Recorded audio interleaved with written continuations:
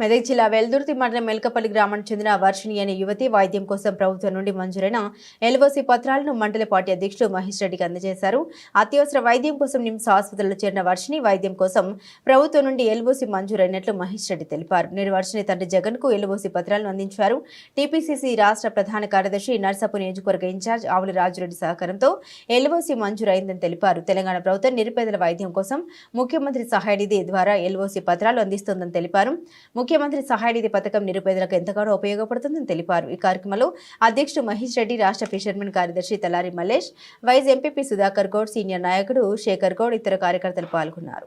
వెల్కపల్లి గ్రామానికి చెందిన జగన్ గారి కూతురైనటువంటి వర్షిణి గారికి ఆరోగ్యం ట్రీట్మెంట్ కోసం ప్రభుత్వం తరఫున నిమ్స్లో చికిత్స చేయడానికి 75,000 రూపాయలు ఎల్ఓసి ఇవ్వడం జరిగింది.